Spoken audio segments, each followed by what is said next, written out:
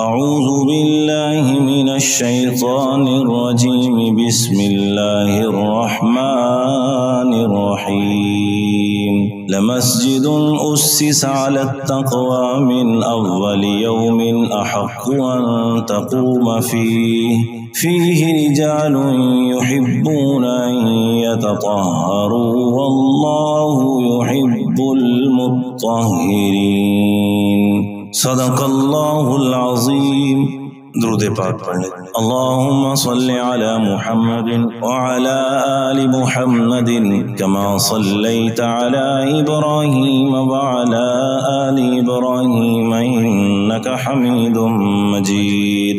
اللہم بارک علی محمد وعلی آل محمد کما بارکت علی ابراہیم وعلی آل ابراہیم انک حمید مجید۔ میرے انتہائی قابل احترام بزرگوں، دوستوں، بھائیوں، اللہ رب العزت کی توفیق سے ہم جمعۃ المبارک کے لیے حاضر ہیں، اور اللہ کے فضل و کرم سے ہی ہم سب کو نبی کریم صلی اللہ علیہ وآلہ وسلم کے امتی ہونے کا اعزاز اور شرف حاصل ہے۔ ہم اللہ کی بارگاہ میں ان نعمتوں کا شکر ادا کرتے ہیں، اور اللہ تعالیٰ سے دعا ہے کہ اللہ تعالیٰ ہمیں ان نعمتوں کی قدردانی کی توفیق نصیب فرمائے، نبی کریم صلی اللہ علیہ وآلہ وسلم کی کامل اتباع اور آپ کی سنت مبارکہ کو سامنے رکھ کر زندگی گزارنے کی توفیق نصیب فرمائے۔ گزشتہ کے جمعہ میں نبی کریم صلی اللہ علیہ وآلہ وسلم کے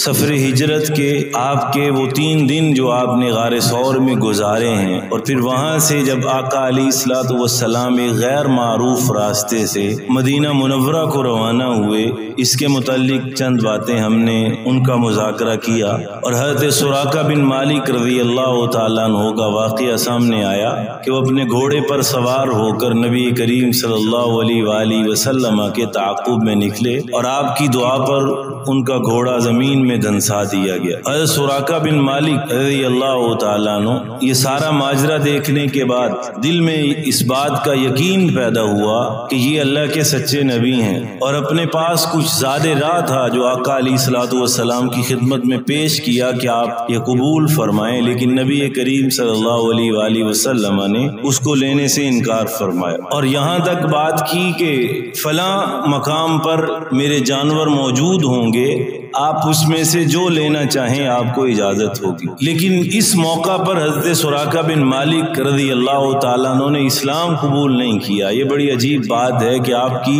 نبوت کے ان معجزات کو اپنی آنکھوں سے دیکھ رہے ہیں، اور ہدایہ تک آپ کی خدمت میں پیش کیے جا رہے ہیں، بلکہ آقا علیہ الصلوۃ والسلام سے عرض کیا کہ آپ مجھے ایک تحریر لکھ کے دیں جس پر میرے لیے امان لکھی ہو کہ جب اللہ تعالیٰ آپ کو فتح یاب فرمائیں گے اور غالب فرمائیں گے تو مجھے امان حاصل ہوگی۔ گویا دل میں اس بات کا بھی یقین تھا کہ یہ مغلوب نہیں ہوں گے، ایک دن غالب ہوں گے۔ اور پھر اشعار بھی انہوں نے جا کے ابو جہل کے سامنے پڑھے کہ ابو جہل اگر تو اس موقع پر موجود ہوتا جو میں نے دیکھا کہ میرے گھوڑے کے پاؤں جو ہیں وہ زمین میں دھنسا دیے گئے ہیں، اگر تو اس موقع پر دیکھتا تو تو یقین کر لیتا کہ یہ اللہ کے رسول اور نبی ہیں، اور ان کو براہین اور دلائل دے کر اللہ نے دنیا میں مبعوث فرمایا۔ لیکن یہاں پہ حضرت سراقہ بن مالک رضی اللہ تعالیٰ عنہ اسلام قبول نہیں کیا۔ آقا علیہ الصلوۃ والسلام نے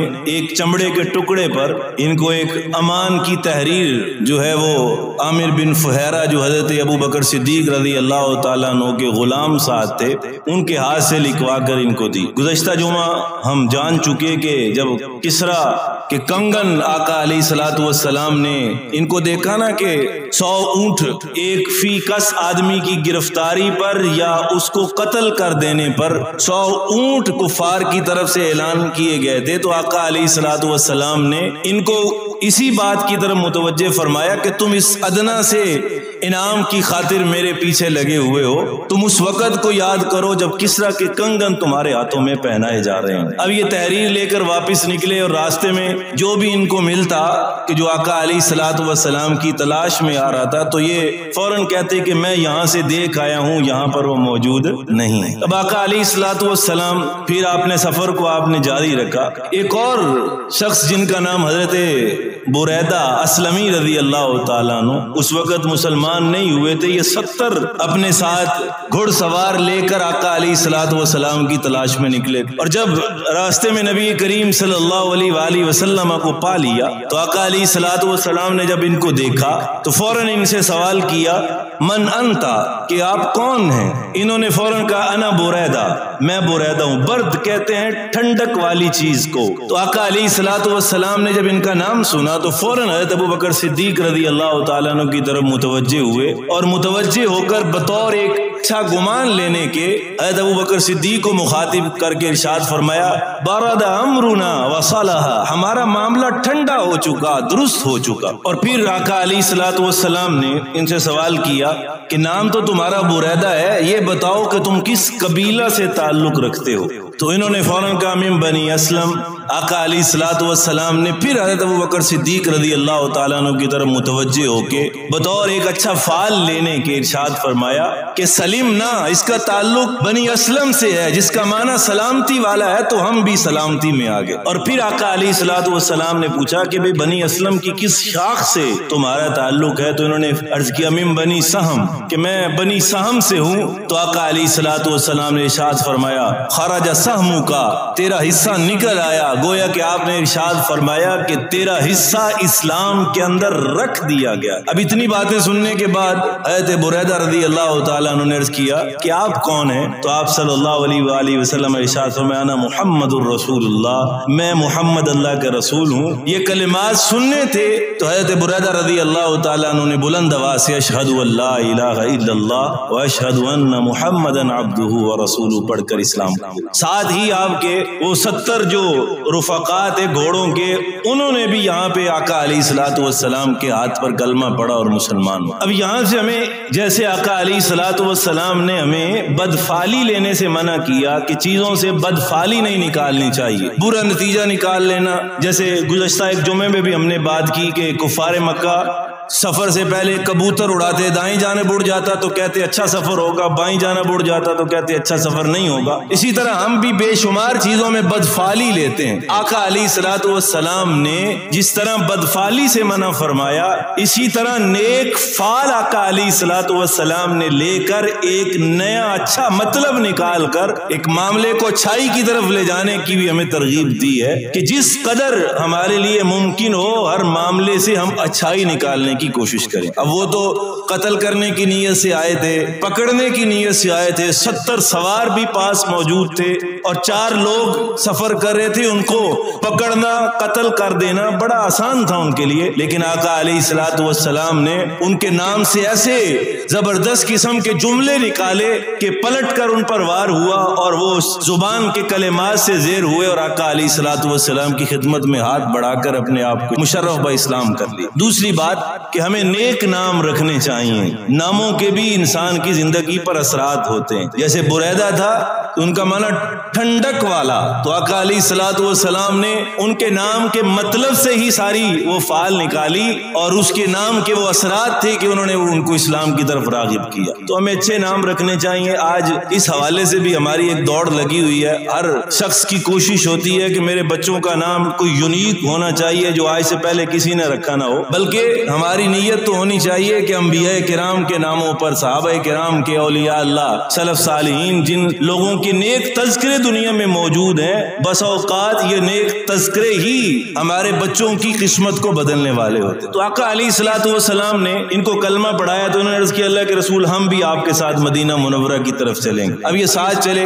ساتھ میں عرض کیا اللہ کے رسول اب ہم مدینہ کی طرف جا رہے ہیں تو میرے خیال میں ایک جھنڈا ہونا چاہیے جس جھنڈے کو ہم اپنے قافلے میں لہراتے ہوئے جائیں۔ تو آقا علیہ الصلوۃ والسلام نے اپنا امامہ مبارک اتارا اور اتار کر اس کو ایک نیزے کے اوپر لٹکا کر حضرت بریدہ اسلمی رضی اللہ تعالیٰ عنہ کے حوالے کیا کہ آپ یہ لے کر آگے چلیں. تو گویا نبی کریم صلی اللہ علیہ وآلہ وسلم کا پہلا جھنڈا اٹھا کر چلنے والے بھی اس اعزاز کو حاصل کرنے والے حضرت بریدہ اسلمی رضی اللہ تعالیٰ. راستے میں حضرت زبیر رضی اللہ تعالیٰ عنہ جو ملک شام سے سفر کر کے آ رہے تھے، آقا علیہ الصلوۃ والسلام سے ملاقات ہوئی. دو جوڑے آپ کی خدمت میں، حضرت ابوبکر صدیق کی خدمت میں سفید پیش کیا، آپ نے ان کو زیب تن کیا. اب ادھر مدینہ والے لوگوں کی حالت یہ ہے کہ وہ روز صبح ایک مقام ہرہ وہاں پہ آ کے، جو تھوڑی سی بلند جگہ تھی، وہاں پہ آ کے کھڑے ہو کر وہ جو راستہ مدینہ کی طرف مکہ سے آ رہا ہے وہاں پہ انتظار میں کھڑے ہوتے کہ کب نبی آخر الزمان ہمارے اس شہر میں تشریف لائیں گے. اور اسی طرح پھر شام ہو جاتی انتظار کرتے کرتے، اور پھر اسی بے چینی اور بے قراری کی کیفیت میں واپس گھروں کو چلے جاتے. ایک دن ایک یہودی جب آقا علیہ الصلوۃ والسلام بالکل قریب پہنچے تو ایک یہودی کی نظر آقا علیہ الصلوۃ والسلام پر پڑی تو اس نے کہا، یا بنی قیلہ ھذا جدکم، اے قیلہ کی اولاد تمہاری خوشبختی کا سامان آ رہا ہے. یہ قیلہ ایک خاتون کا نام تھا جو اوس اور خزرج کی ماں تھی. یہ اوس اور خزرج دو قبیلے تھے، اوس اور خزرج دونوں بھائی تھے. ان کی والدہ قیلہ تھی. تو یہ مدینہ میں رہنے والے اکثریت انہی کی اولاد میں سے تھے. تو اس نے مخاطب کر کے کہا، اب لوگ دیوانہ وار آقا علیہ الصلوۃ والسلام کی طرف لپکے ہیں. اب یہ جو کیفیت ہوگی اس کیفیت کو شاید الفاظ میں بیان کرنا ممکن نہیں. یہ انسان دل کی کیفیت سے، دل کے جذبات سے ہی اس کو ماپ سکتا ہے کہ نبی آخر الزمان جس کی آب و تاب ایسی تھی کہ ان کی آب و تاب کے سامنے چاند بھی تاب نہ لا سکتا تھا، ان کو دیکھ کر ان کے کیا جذبات بنے ہوں گے. حضرت انس رضی اللہ تعالیٰ عنہ ارشاد فرماتے ہیں کہ جب آقا علیہ الصلوۃ والسلام مدینہ طیبہ میں تشریف لائے اس وقت یوں محسوس ہوتا تھا کہ مدینہ کا ذرہ ذرہ جگمگا رہا ہے. اور جب آقا علیہ الصلوۃ والسلام اس دنیا سے رخصت ہوئے تو مجھے یوں معلوم ہو رہا تھا کہ ہر چیز پر تاریکی چھا گئی ہے. ابھی ہم آقا علیہ الصلوۃ والسلام کو قبر اقدس میں دفن کر کے پیچھے نہیں ہوئے تھے تو میں اپنے دل میں تبدیلی محسوس کر رہا تھا کہ میرے دل میں ایمان کا وہ جذبہ اور مقام نہیں رہا جو آقا علیہ الصلوۃ والسلام کی موجودگی میں. تو وہ جو آقا علیہ الصلوۃ والسلام تشریف لائے ہوں گے تو کیا جذبات ان کے بنے ہوں گے. اب پہلا پڑاؤ آقا علیہ الصلوۃ والسلام نے قباء بستی میں آ کر کیا. یہ قباء ایک بستی تھی جو مدینہ منورہ سے 3 میل پہلے آتی تھی. یہاں پہ عمر بن عوف کا ایک قبیلہ تھا جن کے سردار کلثوم بن ہدم یہ موجود تھے. تو آقا علیہ الصلوۃ والسلام نے وہاں پڑاؤ کیا اور کلثوم بن ہدم اسی کے گھر میں جا کر آپ نے سکونت اختیار کی. قباء بستی میں پہنچنے سے پہلے آقا علیہ الصلوۃ والسلام نے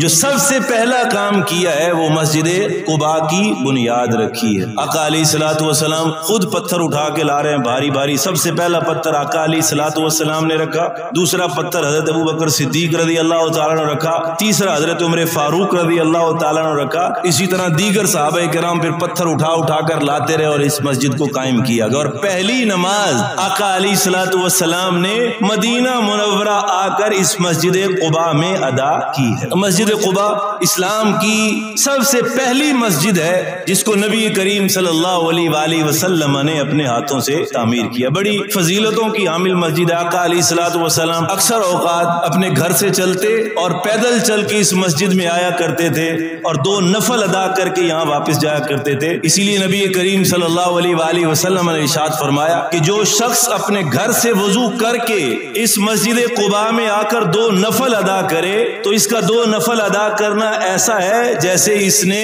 ایک عمرہ کر لیا اور عمرے کا ثواب اس کے نام اعمال میں داخل کر دیا. تو آقا علیہ الصلوۃ والسلام نے مسجد قباء کی بنیاد یہاں پہ رکھی. حضرت علی المرتضیٰ رضی اللہ تعالیٰ عنہ بھی امانتیں واپس کرنے کے بعد یہاں پہنچ چکے تھے. اب یہاں سے آقا علیہ الصلوۃ والسلام پھر آگے بڑھے ہیں. اب صحابہ کرام کی ایک بڑا جمع غفیر ہے اور دائیں بائیں یمین و یسار آگے پیچھے صحابہ کرام ایک لشکر کی صورت میں آقا علیہ الصلوۃ والسلام کو لے کر جا رہے ہیں. ادھر سے جو چھوٹی بچیاں مدینہ منورہ کی آقا علیہ الصلوۃ والسلام کا دیدار کرنے کے لیے زبانوں پر یہ کلمات طلع البدر علینا من ثنیات الوداع، آج ہمارے اوپر 14ویں کا چاند طلوع ہوا ہے، جو ثنیات وداع کی مقام سے آیا ہے. یہ ثنیات وداع جو ہے وداع الوداع سے ہے کہ ایک پوائنٹ تھا مدینہ کے باہر جہاں سے لوگوں کو جانے والوں کو الوداع کہا کیا جاتا تھا. اس کو ثنیہ سنیات اس جگہ کا نام تھا. تو سنیات الوداع وہ جگہ جہاں سے لوگوں کو الوداع کیا جاتا تھا. ظاہر سی بات ہے انٹری کا اور آنے کا راستہ بھی یہی تھا. تو انہوں نے وہی کلمات اپنے عربی کے دہرائے کہ وہ 14ویں کا چاند جو ہم پر طلوع ہو رہا ہے یہ سنیات الوداع سے داخل ہو رہا ہے. وجب الشکر علینا ما دعا للہ دائی. ہمارے اوپر اس وقت تک اللہ کا شکر کرنا لازم ہے جب تک کسی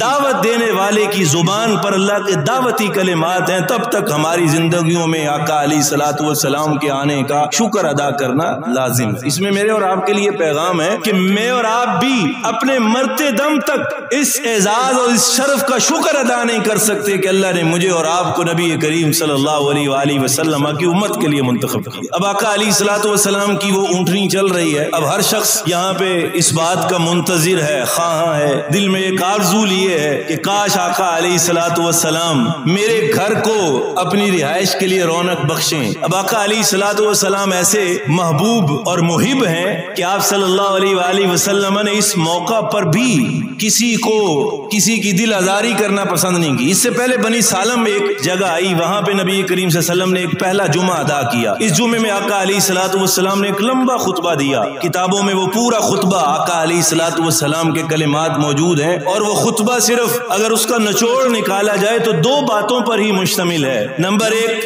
تقوی, اللہ کا ڈر, اللہ کا خوف, للہیت, اس بات کا حکم دیا, اور دوسری بات آخرت کا فکر. اس بات کی دعوت آقا علیہ الصلوۃ والسلام نے اس خطبے کے اندر دی, اور یہ وہ پہلا خطبہ ہے آقا علیہ الصلوۃ والسلام کا جو نبی کریم صلی اللہ علیہ وسلم نے 13 سالہ مظلومانہ زندگی گزارنے کے بعد, اتنی مظلومانہ کہ ظلم و ستم برداشت کر کر کے اللہ نے فرمایا کہ اے پیغمبر آج اب انتہا ہو چکی, آپ اس شہر کو چھوڑ کر مدینہ منورہ چلے جائیے. اتنا ظلم و ستم ہوا, لیکن آقا علیہ الصلوۃ والسلام نے آ کر جو پہلا خطبہ دیا ہے اس خطبے میں ایک لفظ بھی اپنے ان مخالفین اور دشمنوں کے خلاف نہیں آقا علیہ الصلوۃ والسلام نے ارشاد فرمایا. اور جب انسان وہ پڑھتا ہے تو یہ انسان کی زبان سے بے اختیار نکلتا ہے کہ اللہ نے واقعی آپ کے بارے میں جو ارشاد فرمایا وَإِنَّكَ لَعَلَىٰ خُلُقٍ عَظِيمٍ, کہ آپ اخلاقی عظیمانہ پر فائز ہیں, کہ 13 سالہ دور آپ ایک تکلیف میں گزار کے آئے اور لوگ آپ کو ہاتھوں ہاتھ لے رہے ہیں. بندہ اپنی تکلیفوں کا ذکر کرتا ہے اور اپنی پریشانیوں کا ذکر کرتا ہے, لیکن آقا علیہ الصلوۃ والسلام نے اپنے ان مخالفین اور دشمنوں کا ذرہ پر بھی نام نہیں لیا. مجھے اور آپ کو سبق دیا گیا کہ جتنی مرضی بڑی عداوت ہو, دشمنی ہو, ایک کام کرنے والے کو مثبت طریقہ اختیار کرنا چاہیے. فلاں ایسا تھا, فلاں ایسا تھا, فلاں ایسا. ہمارے اس ملک کا المیہ یہی ہے, جو آتا ہے وہ کہتا فلاں ایسا تھا, فلاں ایسا تھا. یہ بتانے کے لیے تیار نہیں ہے کہ میں کیسا ہوں. جس دن اس بات پر آ جائے گا کہ میں کیسا ہوں, شاید ہمارے تبدیل ہو جائیں حالات. آقا علیہ الصلوۃ والسلام نے یہاں پہ خطبہ دیا, اس میں قطعاً ان کی بات نہیں کی, بلکہ اپنا روڈ میپ دیا اور بتایا کہ 2 چیزیں اگر تمہارے اندر ہوں گی, اللہ کا خوف اور ڈر جس کو تقوی کہا جاتا ہے, اور آخرت کی فکر, تو تمہارے راستے درست ہوتے جائیں گے. اب آقا علیہ الصلوۃ والسلام نے اونٹنی کی مہار کو چھوڑ دیا, اور کچھ لوگ جو فرط محبت کے اندر آپ کی اونٹنی کی مہار کو پکڑنا چاہتے تو آپ فرماتے دعوہا, اس کو چھوڑ دو, فإنہا مامورۃ, یہ اللہ کی طرف سے مامور ہے, اس کو اللہ نے حکم دے دیا, یہ اللہ کے حکم سے چل رہی ہے, جہاں اللہ کا حکم ہوگا وہاں جا کر یہ رکے گی. اب یہ چلتی چلتی ایک جگہ پر جا کر بیٹھی ہے, اور پھر وہاں سے دوبارہ کھڑی ہوئی, اور پھر ایک اور تھوڑا سا آگے بڑھ کے حضرت ابو ایوب انصاری رضی اللہ تعالیٰ عنہ کے گھر کے سامنے جا کر اونٹنی بیٹھی, اور پھر تھوڑی دیر بیٹھنے کے بعد دوبارہ اٹھی اور پہلے مقام پر جہاں پہلے بیٹھی تھی وہاں پہ جا کر اس نے اپنے سر کو جھکا دیا, اور جہاں پہ پہلے بیٹھی ہے آج وہی مقام مسجد نبوی کہلاتا ہے. آقا علیہ الصلوۃ والسلام اٹھے اور آپ نے فرمایا اللہ کی طرف سے حکم یہ ہے کہ میں ابو ایوب انصاری رضی اللہ تعالیٰ عنہ کے گھر میں جا کر رہوں. یہاں پہ ایک عجیب بات, آقا علیہ الصلوۃ والسلام نے, جیسے روایات میں صحیح مسلم کی روایات سے معلوم ہوتا ہے, کیا فرماتے ہیں میرے دل میں خواہش تھی کہ میں مدینہ منورہ میں جا کے بنو نجار جو آقا علیہ الصلوۃ والسلام کا ننیال تھا کہ میں وہاں جا کر پڑاؤ ڈالوں اور رہائش اختیار کروں, لیکن صحابہ کرام موجود تھے, انصار مدینہ موجود تھے, ہر کوئی میزبانی کرنا چاہتا تھا. آقا علیہ الصلوۃ والسلام نے اپنی اس خواہش کا اظہار نہیں فرمایا, اللہ کے حکم کے مطابق اس اونٹنی کو چھوڑ دیا, اور اللہ رب العزت نے آقا علیہ الصلوۃ والسلام کے دل میں پیدا ہونے والی وہ خواہش جو آپ نے لبوں پر اس کا اظہار نہیں کیا تھا, اس کی رعایت کرتے ہوئے آپ کی اونٹنی کو قبیلہ بنو نجار میں ہی جا کر روکا ہے, اور آپ بنو نجار میں جا کر رہے. اس سے آگے بڑھ کر عجیب بات کہ حضرت ابو ایوب انصاری رضی اللہ تعالیٰ عنہ کا جو گھر تھا, یہ وہ گھر ہے جو یمن کا بادشاہ جس کا نام طبہ تھا,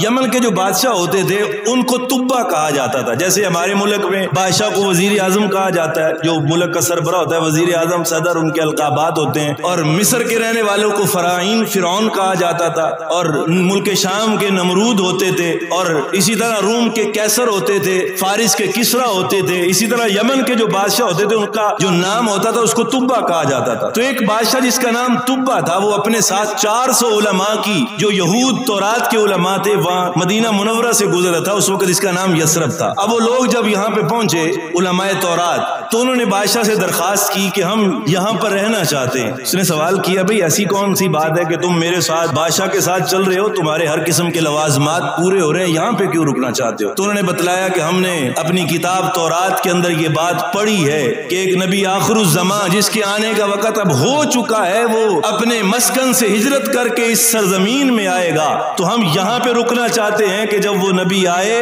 تو ہم اس کے ہاتھ پر ہاتھ رکھ کے کلمہ پڑھیں اور اس کی معاونت اور نصرت کریں. اب تبا یمن کے اس بادشاہ نے جب یہ بات سنی تو اس نے اجازت دی, کہا ٹھیک ہے تم رہو. اور پھر ان علماء کو گھر تعمیر کر کے دیے, اور ایک گھر تعمیر کر کے دیا کہ یہ میں گھر بنا رہا ہوں اور میری طرف سے اس نبی آخر الزمان کے لیے یہ ہدیہ ہے کہ تم اگر زندہ رہو, تمہاری موجودگی میں وہ نبی آئیں تو یہ میرا رکا بھی لو جس پہ لکھا کہ میں گواہی دیتا ہوں کہ آپ احمد مجتبی ہیں, محمد مصطفیٰ ہیں, اور میں آپ کی رسالت پر ایمان لاتا ہوں. یہ کلمات لکھ کے اپنی مہر لگائی. ایک تو یہ رکا دیا, کہا کہ اگر تمہیں ان سے ملاقات نصیب ہو تو یہ رکا بھی دینا اور یہ گھر بھی ان کے حوالے کر دینا. اگر تم ان سے ملاقات نہ کر سکو تو اپنی نسل میں یہ وصیت کرتے جانا. تو ان علماء کی نسل میں چلتے چلتے حضرت ابو ایوب انصاری رضی اللہ تعالیٰ عنہ اس مکان میں رہائش پذیر تھے جس مکان میں آقا علیہ الصلوۃ والسلام نے آ کر رہائش اختیار کی. تو بعض سیرت نگاروں نے لکھا کہ یہ بات کہنا بالکل بے جا نہ ہوگا کہ آقا علیہ الصلوۃ والسلام حضرت ابو ایوب انصاری کے گھر میں آ کر نہیں رکے, بلکہ آقا علیہ الصلوۃ والسلام تو اپنے ہی گھر میں آ کر رکے ہیں جو تبا یمن نے ان کے لیے تحفے کے لیے رکھا. تو یہ بھی آقا علیہ الصلوۃ والسلام کا ایک اعزاز ہے کہ آپ دنیا میں تشریف نہیں لائے, آپ کے تشریف لانے سے پہلے اللہ نے ساری آسمانی کتابوں میں آپ کے تذکرے اور چرچے لکھ دیے کہ تمہاری نبوتیں اپنی جگہ ہیں, تم جہاں اپنی نبوت کا اعلان کرو گے ساتھ ساتھ ایک اعلان یہ بھی کرنا پڑے گا کہ ایک نبی آخر الزمان آئے گا اور سب سے آخری نبی وہی ہو. تو میرے اور آپ کا بھی ایمان وقت بھی ہو رہا ہے. تو آقا علیہ الصلوۃ والسلام حضرت ابو ایوب انصاری رضی اللہ تعالیٰ, حضرت ابو ایوب فرماتے ہیں ہم نے عرض کیا اللہ کے رسول آپ بالا خانے پہ رہیں, ہم اوپر نہیں رہنا چاہتے, ہم اوپر ہوں گے تو ایک توہین کی بات ہوگی. تو آقا علیہ الصلوۃ والسلام نے فرمایا نہیں مجھے بار بار لوگ ملنے کے لیے آئیں گے تو تمہارے اہل خانہ کو تکلیف ہوگی, تم اوپر رہو. حضرت ابو ایوب انصاری رضی اللہ تعالیٰ عنہ فرماتے ہیں کہ ہم ایک عجیب کیفیت میں رہتے کہ ہم کوئی ایسا کام نہ کر لیں جس سے آقا علیہ الصلوۃ والسلام کو تکلیف ہو جائے. ایک دن ایک پانی کا جگ جو ہے وہ ہمارے ہاتھ سے گرا اور سردی کا موسم تھا, تو ہم نے فوراً اپنے اس کمبل کو اتارا اور ساری رات اس جگہ کو سکھاتے رہے کہ کہیں یہاں سے پانی آقا علیہ الصلوۃ والسلام کی طرف نہ چلے جائے اور آپ کو تکلیف نہ ہو جائے. ان صحابہ کی بات انسان کرے تو انسان کے جذبات نہ بنے, اور کیسے یہ اسلام کے اندر کوئی دخل اندازی اپنی طرف سے کر سکتے ہیں جو آقا علیہ الصلوۃ والسلام کی ذات عالی پر ایک پانی کا قطرہ گرنا نہ دیں, اور کہتے ہیں ہم کھانا تیار کرتے اور اس وقت تک کھاتے نہیں تھے جب تک آقا علیہ الصلوۃ والسلام کھانا لیتے, آپ نوش فرماتے, اس میں سے بچا ہوا آتا تو ہم ڈھونڈ ڈھونڈ کر کہ کہاں آپ کی انگلیاں مبارک لگی ہیں وہاں سے انگلیاں لگا لگا کر کھایا کرتے تھے, ہمیں وہاں سے راحت ملتی. اور آقا علیہ الصلوۃ والسلام کے ساتھ اس طرح محبت کا اظہار کیا کرتے تھے. بہرحال آقا علیہ الصلوۃ والسلام نے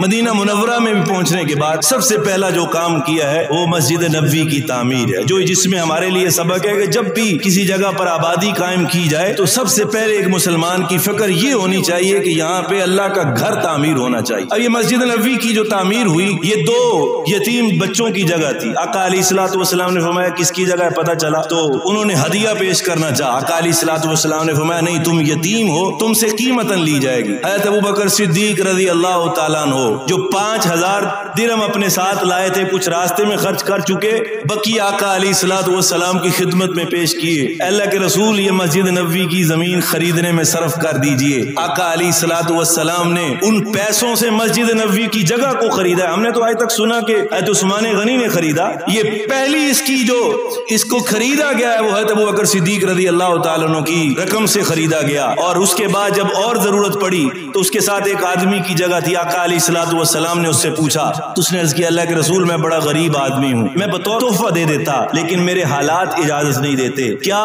ایک زبردست زمانہ تھا کہ گفتگو کرنے والے کو اتنی آسانی دی جاتی تھی کہ وہ اپنے دل کی بات بڑی آسانی سے کر لیا کرتا تھا. انہوں نے آقا علیہ الصلوۃ والسلام کے سامنے اپنے دل کا ہاتھ رکھا. آقا علیہ الصلوۃ والسلام فرما چکے تھے کہ جو اس جگہ کا ٹکڑا دے گا اللہ تعالیٰ اس کو جنت کے اندر گھر دے گا. جب ان کے حالات کو دیکھا حضرت عثمان غنی عرض کرنے لگے اے اللہ کے رسول، جس وعدے کا اعلان آپ نے اس شخص کے لیے کیا ہے اگر میں خرید کے دوں کیا وہ جنت کا وعدہ میرے لیے بھی ہوگا؟ آقا علیہ الصلوۃ والسلام نے ارشاد فرمایا ہاں عثمان، اگر تو خرید کر دے گا تو جنت کا اعلان تیرے لیے بھی ہوگا. تو حضرت عثمان غنی رضی اللہ تعالیٰ عنہ نے وہ دوسرا ٹکڑا لے کر مسجد نبوی کے اندر شامل کیا. جب تک مسجد نبوی قائم رہے گی حضرت ابوبکر صدیق، حضرت عثمان غنی رضی اللہ تعالیٰ عنہ کی صداقت اور سخاوت کے ترانے اور نغمے وہاں پہ گنگناتے رہیں. تو آقا علیہ الصلوۃ والسلام کا یہ سفر ہجرت ہے. میرے اور آپ کے لیے پیغام ہے کہ دین اللہ کی نظر میں اتنا مقدم، اتنا فائق ہے، اس پر عمل کرنا اتنا ضروری ہے کہ اگر سارے راستے مسدود ہو جائیں اور عمل کرنا مشکل ہو جائے تو تب بھی عذر قبول نہیں ہوگا کہ میں دین اسلام پر اس لیے عمل نہیں کر سکا کہ میرے پاس وسائل نہ تھے، میرے پاس اسباب نہ تھے. آقا علیہ الصلوۃ والسلام نے ہجرت کر کے بتلا دیا کہ اگر ایک جگہ پر دین اسلام پر عمل نہ کر سکو وہ مقام چھوڑ کر جاؤ، تمہارا یہ مقام اتنا اہم نہیں ہے، اللہ کا بھیجا ہوا دین اس سے زیادہ اہم ہے، اس پر عمل کرنا لازم ہوگا. آقا علیہ الصلوۃ والسلام نے اپنی زندگی میں عمل کر کے دکھایا. آخری بات، آج 8 ستمبر ہے، 7 ستمبر کو قادیانیت کے خلاف ایک بل ہمارے وطن عزیز میں پاس ہوا تھا جس میں ان کو کافر قرار دیا گیا. تو میرے اور آپ کا بلکہ ہمارے بچوں کو یہ بات سکھلانے کی ہے کہ ہمارے عقیدے کا ایک لازمی جزو ہے کہ آقا علیہ الصلوۃ والسلام کے بعد کوئی اور نبی نہیں آ سکتا. بلکہ حضرت امام ابو حنیفہ رحمہ اللہ نے فرمایا کہ اگر کوئی بندہ نبوت کا دعویٰ کر دے اور جس کے سامنے دعویٰ کیا وہ اس سے دلیل مانگ لے کہ بھئی دلیل دے تو کیسے نبی ہے، فرمایا اس نے بھی شک کیا ہے کہ شاید یہ نبی ہو. یہ شک کرنے کی وجہ سے بھی دائرہ اسلام سے خارج ہو جائے گا. اس عقیدے کو حرز جان بنائیں اور اس عقیدے کے مخالف کھڑے ہونے والوں کے خلاف کھڑے ہوں. حضرات علماء کرام جو بڑے بزرگان دین ہیں ان کی زبانوں سے ہمیشہ یہی بات سنی کہ جس آدمی نے ختم نبوت کے محاذ پر کام کیا ہے ہم اس بات کی ضمانت دیتے ہیں کہ وہ اللہ کی طرف سے انعام جنت سے کبھی بھی محروم نہیں رہ سکتا. تو قادیانی مختلف شکلوں میں، چاہے وہ لٹریچر کی شکل ہو اور کئی ان کی پروڈکٹس ہیں جو مارکیٹ میں چل رہی ہیں، اس کو بیچ کر اس کا خاص ایک منافع ہے جو انہوں نے لٹریچر چھاپنے کے لیے استعمال کیا ہوا ہے، اور پھر پیسہ استعمال کر کے لوگوں کو ورگلاتے ہیں. نوجوان بچوں کو ویزوں کا باہر کئی ملکوں کے اسفار کروانے کے لیے وہاں اچھی جاب اور اچھی رہائش کے لالچ دے کر ان کو اسلام سے دور کرنے کی کوشش کرتے ہیں. اسی طرح دوسرے ممالک میں جو لوگ اسلام سے متاثر ہو کر اسلام کی طرف آنا چاہتے ہیں ان کو مسلمان بن کے ان کو اپنی طرف کھینچ کے لے کر جاتے ہیں. تو میرے اور آپ کا یہ ہمارے اوپر لازم ہے کہ اس بات پر بھی کام کریں، ہر جگہ پر اس بات کو اجاگر کریں کہ قادیانیت جو ہے یہ نبی کریم صلی اللہ علیہ وسلم کے دین کے دشمن ہے، ختم نبوت پر ڈاکہ ڈالنے والے ہیں، اور سب سے بڑی بات کہ اپنے اوپر مسلمان کا لبادہ اوڑھ کے رکھتے ہیں. مسجد بنانے کی ان کو اجازت نہیں، عبادت گاہ بنائیں گے اس پر مینار نہیں بنا سکتے، اس کا محراب نہیں بنا سکتے، صحابہ کرام کے ناموں کے مطابق رضی اللہ عنہ اپنے ساتھ جڑے لوگوں کو نہیں کہہ سکتے، اور کئی ایسی ان پر پابندیاں لگائی گئی ہیں. تو ہمیں اس بارے میں معلومات بھی ہونی چاہیے، اپنے بچوں کو بھی معلومات دیں کہ اس عقیدے کو ہر وقت اپنے ذہن میں رکھیں کہ آقا علیہ الصلوۃ والسلام کے بعد کوئی نبی نہیں آ سکتا. اللہ مجھے اور آپ کو آقا علیہ الصلوۃ والسلام کی محبت سے سرفراز فرمائے.